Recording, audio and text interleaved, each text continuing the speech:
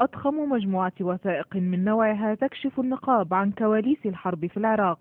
نحو 400 ألف وثيقة سرية ينشرها موقع ويكيليكس الإلكتروني في أكبر عملية تسريب في تاريخ الجيش الأمريكي بحسب وسائل الإعلام الغربية.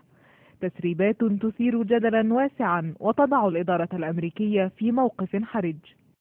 الوثائق الجديدة احتوت على معلومات تحمل اتهامات واضحة للقوات الأمريكية في العراق بغض الطرف عن الكثير من حوادث التعذيب والقتل التي تعرض لها عراقيون على يد أفراد بالجيش والشرطة العراقية. وتشير الوثائق إلى أنه لم يتم فتح تحقيقات في أي من تلك الحوادث التي تعد بالمئات.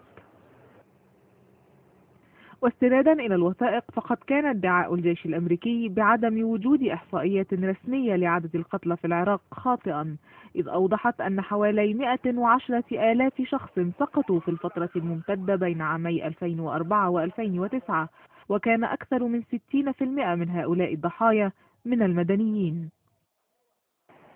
أما في الفترة التالية للغزو مباشرة عام 2003، فتشير الوثائق إلى أن مئات المدنيين قتلوا عند نقاط التفتيش التي أقامتها القوات الأمريكية في مختلف أنحاء العراق. ولم تكن هذه هي المرة الأولى التي يسلط فيها الموقع الضوء على الوضع في العراق، ففي إبريل نيسان الماضي نشر شرائط مصورة تظهر مروحية أمريكية وهي تطلق النار على مجموعة من المدنيين في بغداد، وكان بينهم صحفيان. وكانت هذه الصور سببا في ذيوع شهرة الموقع.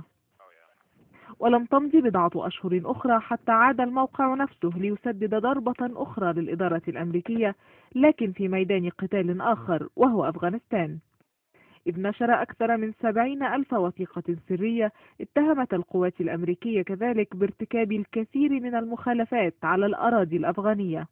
ولم يبالي الموقع بغضب واشنطن واتهاماتها المتكررة، ومضى في نشر كل ما في جعبته من وثائق، ويقول القائمون عليه إنهم لا يهدفون إلا للكشف عن الحقيقة. سالي نبيل، BBC.